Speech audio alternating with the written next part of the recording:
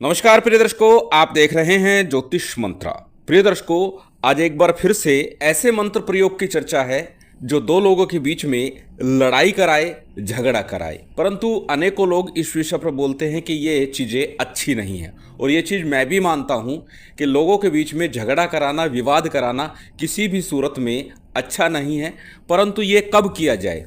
यदि कोई परिवार का ही व्यक्ति हमारे घर, परिवार, व्यापार में नुकसान पहुंचा रहा है, या फिर हमारे परिवार में ही कलह का वातावरण बना रहा है, अथवा कोई अन्य व्यक्ति है, आपको ज्ञात भी है कि ये व्यक्ति आपके घर में कलह का वातावरण बनाता है या आपके कार्यों में बाधाएं डालता है, अथवा एक से अधिक व्यक्ति हैं जो इस प्रकार की क्रियाकलाप कर रहे हैं, जो आपको नुकसान पहुंचा रहे हैं, आपको हानि पहुंचा रहे हैं, उनके कारण आए दिन आपके घर में कलह होता है, व्यापार में नुकसान हो जाता है, यहाँ तक कि समाज में मान सम्मान भी आपका खराब हो रहा है, आपकी इमेज दिन प्रतिदिन खराब होती जा रही है उनके क्रियाकलापों से। तो ऐसी परिस्थिति में उनका ध्यान भंग करने के लिए, यदि वो इस प्रकार की परिस्थिति में फंसेंगे, तो उनका ध्यान आप पर से हट जाएगा और फिर आप अपने कार्यों को सुचारू रूप से चला सकेंगे। इसीलिए इस प्रकार के तंत्र का, इस प्रकार के मंत्र का प्रयोग करना चाहिए। परंतु नाहक किसी को परेशान करने के लिए या छोटी मोटी बातों पे कभी विवाद हो जाए तो उससे केवल बदले की भावना से इस प्रकार के प्रयोग कदाचित नहीं करने चाहिए, और उचित भी नहीं है कि इस प्रकार के प्रयोग करना उचित तभी है जब कोई आपको नुकसान पहुंचा रहा हो, आपके मान सम्मान को, या फिर कई बार ऐसी परिस्थिति बन जाए जिसके कारण आप आए दिन परेशान हुए और जीवन से थक गए हैं, हार गए हैं, अर्थात आपके जीवन पर ही संकट मंडराने लगा है। उस परिस्थिति में इस प्रकार के तंत्र का, इस प्रकार के मंत्र का प्रयोग करना चाहिए। आज का जो मंत्र तंत्र प्रयोग है वो मात्र एक दिवस का है। इसमें ना किसी प्रकार के विशेष पूजा पाठ की आवश्यकता है, ना किसी प्रकार के अन्य सामग्री की आवश्यकता है। सामान्य सी कुछ सामग्री है, इसका प्रयोग है, और उसके साथ फिर हवन करना है। जितनी देर हवन चलेगा उतनी देर का ही समय मान के चले, उसके बाद दोबारा इसको करने की आवश्यकता भी नहीं पड़ेगी। फिर तो आप सिर्फ नज़ारा देखिएगा, फिर उस क्रिया को देखिएगा कि इसका प्रभाव किस प्रकार से मिलता है, किस प्रकार से लोग आपस में लड़ते हैं। जो आपके शत्रु हैं उनके बीच में आपने विवाद कराना है, झगड़ा कराना है। तो चलिए अधिक विलंब न करते हुए जान लेते हैं किस प्रकार से ये प्रयोग संपन्न करना है, कैसे करना है, कब करना है, किस दिन करना है, किस सामग्री के साथ करना है। आरंभ में कहा पूजा पाठ की आवश्यकता नहीं है, तो फिर सामग्री कैसी? प्रिय दर्शकों, जब तंत्र किया जाए तो कुछ सामग्री की आवश्यकता होती है, तो इस तंत्र में भी कुछ सामग्री की आवश्यकता है। सामग्री कौन सी है वो आपकी स्क्रीन पर है। इसमें सबसे पहली चीज है सरसों, पीली हो, काली हो। जब विवाद की बात हो, शत्रु की बात हो, तो पीली सरसों लेना ज़्यादा हितकर है। काली सरसों का प्रयोग आप कर सकते हैं, परंतु श्रेष्ठ होगा पीली सरसों लें। दूसरी विशेष वस्तु है राई। काली सरसों के समान ही दिखाई देती है, राई और सरसों में थोड़ा अंतर होता है, तो राई लेनी है, सरसों नहीं लेनी, क्योंकि फिर दोनों ही सरसों हो जाएगी। तो पीली सरसों और राई लेनी है। तीसरी वस्तु है वो आपको लेनी है मेथी, अथवा मेथी के स्थान पर आप काली जीरी का प्रयोग कर सकते हैं। कहने का तात्पर्य है मेथी या काली जीरी दोनों में से कोई एक सामग्री आपको लेनी है। चौथी वस्तु है आपको शमशान से लेकर के आनी है। शमशान भूमि से संभव हो तो अस्थियां जली हुई पड़ी हो, उनका चूरा लेकर के आइएगा एक मुट्ठी, अन्यथा मुर्दे की राख ले आइएगा। शमशान की चिता की राख लेकर के आनी है।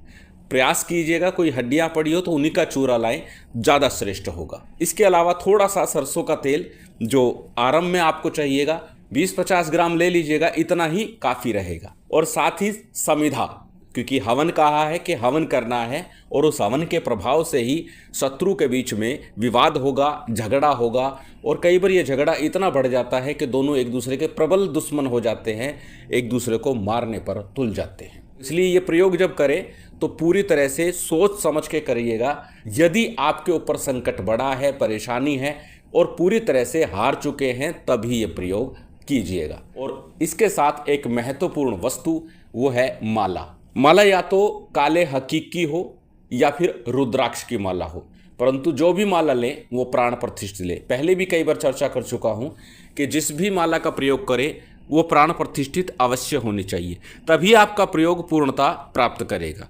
इसलिए माला हो, यंत्र हो या जो भी आप वस्तु लेते हैं पूजा पाठ के लिए, वो पूर्ण चैतन्य हो, शुद्ध हो, सात्विक हो। इस बात का भी विशेष ध्यान रखिएगा।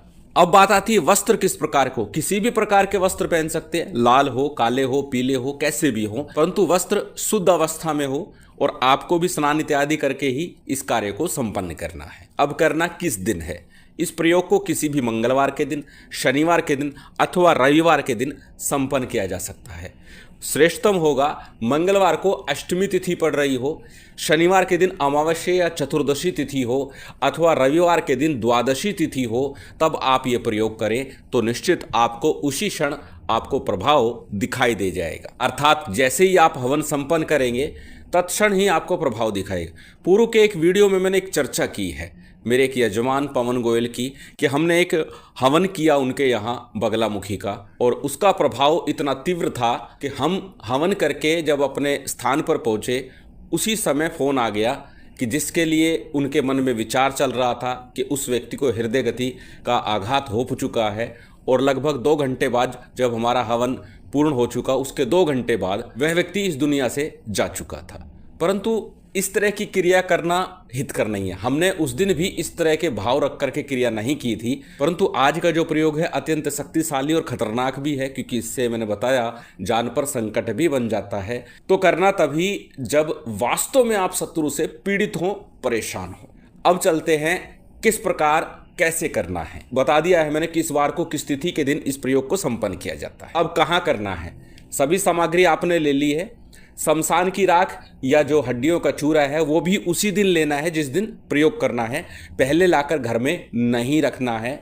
इस प्रयोग को घर में तो कदाचित नहीं करना, क्योंकि जब मैंने मना किया कि शमशान की राख अथवा हड्डी का चूरा घर में नहीं लेकर आना, तो फिर घर में इस प्रयोग को कर कैसे सकते हैं? इस प्रयोग को या तो फिर किसी ऐसे निर्जन स्थान पर कीजिए जहां पर कोई व्यक्ति आता जाता ना हो। कोई ऐसी व्यवस्था बना लीजिएगा जहां पर आप एकांत में इस प्रयोग को संपन्न कर सके। कोई पीपल का वृक्ष हो सुनसान स्थान पर, वहां करें, या फिर शमी का वृक्ष हो उसके नीचे संपन्न कर सकते हैं। कहने का तात्पर्य आपको इस प्रयोग को घर में नहीं करना है। अब जिस दिन भी आप ये प्रयोग कर रहे हैं सभी सामग्री के साथ समिधा लेकर के चले जाइए। आग की लकड़ी, आकड़े की लकड़ी और ढाक की लकड़ियां आपको लेनी है। आजकल मार्केट बाजार में ये चीज़ें उपलब्ध हो जाती हैं, तो किसी प्रकार की इसमें समस्या नहीं आएगी।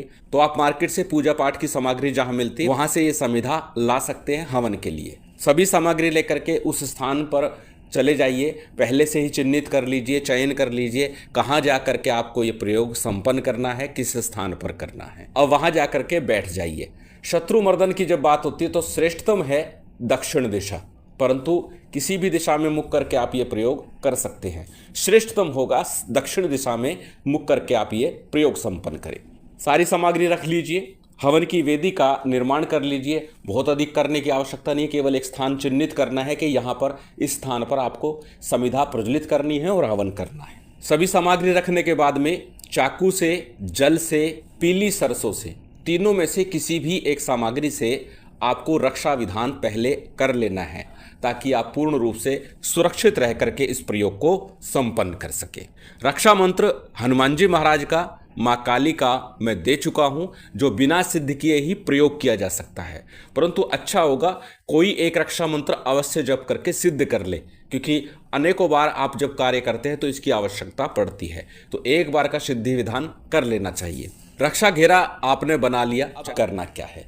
इसमें ना दीपक प्रज्वलित करने की आवश्यकता है, ना पूजा पाठ की आवश्यकता है। सीधे आप सबसे पहले गणपति मंत्र का जप कीजिए। संभव हो 1 माला कर लीजिए, अन्यथा 11 बार करेंगे तो भी पर्याप्त होगा। उसके बाद अपने गुरु मंत्र का जप कीजिए, क्योंकि गुरु कृपा के बिना कार्य संभव नहीं हो पाता। इसीलिए हर बार गणपति और गुरु मंत्र के लिए मैं अवश्य बोलता हूँ। गुरु मंत्र अर्थात आपने दीक्षा ली है तो अपने गुरु मंत्र का जप कीजिए, अन्यथा भगवान शिव को हाजिर नाजिर मान करके उनके पंचाक्षरी मंत्र ओम नमः शिवाय का 1 माला का जप कर लीजिएगा। और इसके साथ ही मंत्र है साबर, तो साबर मंत्र है तो साबर सिद्धि मंत्र का भी 11-21 बार अथवा 1 माला का जप कर लीजिएगा, जिससे कि आपकी साधना में पूर्णता हो, शीघ्र सफल हो। साबर सिद्धि मंत्र एक बार पुनः आपकी स्क्रीन पर है, बोल करके बता देता हूँ।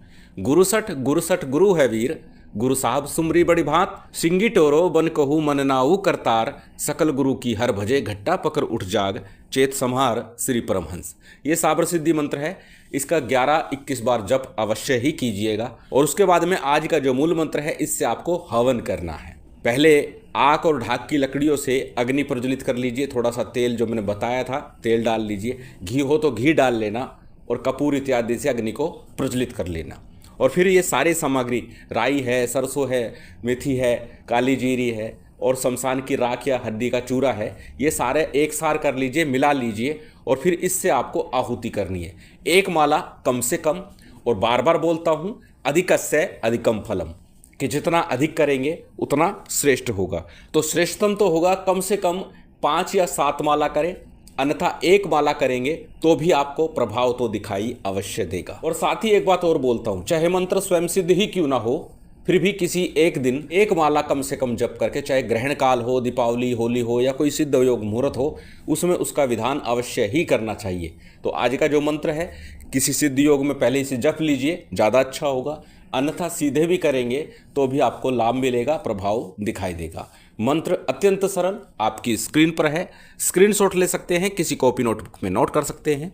मंत्र को एक बार बोल करके बता देता हूँ। ओम सतनमो आदेश, गुरुजी को आदेश, 12 सरसों 13 राई, बाट की मिठी मसान की छाई, पटक मारू कर जलवार, अमुख फूटे देखन अमुख द्वार, मेरी भक्ति गुरु की शक्ति, फुरो मंत्र ईश्वरो वाचा। अत्यंत सरल छोटा सा मंत्र है। पहले इस मंत्र को अच्छे से कंठस्थ कर लीजिएगा, उसके बाद प्रयोग आरंभ कीजिएगा। जब आपका हवन पूर्ण हो जाए, इतने से ही वैसे तो शत्रु के बीच में विवाद उत्पन्न हो जाएगा, परंतु साथ ही एक प्रयोग और कर लीजिएगा। हवन के बाद में थोड़ी सी राख इस हवन की चुपचाप ले आइएगा और जहाँ आपके शत्रु विराजमान हो वहाँ पर इस राख को थोड़ी थोड़ी डाल दीजिएगा। जहाँ पर अमुख लिखा है मंत्र के अंदर, वहाँ उन 2 लोगों का नाम बोलना है जिनके बीच में आपने विवाद कराना है, झगड़ा कराना है। इस प्रकार ये प्रयोग आपका संपन्न होता है। प्रिय दर्शकों, पुनः बता दूं, सभी कुछ लिखित रूप में देने का प्रयास करता हूं, इसलिए प्रश्न करने से पहले पूर्ण वीडियो को अवश्य देखें। सभी कुछ लिखा होता है, उसके बावजूद भी आपके प्रश्न आ जाते हैं, तो पहले वीडियो देखें, उसके बाद प्रश्न करें। यदि वीडियो में किसी भी भांति आपके प्रश्न का उत्तर नहीं मिल पाता है तो ही आप कमेंट करें, व्हाट्सअप करें। इसलिए आग्रह है, वीडियो पहले पूरा देखें।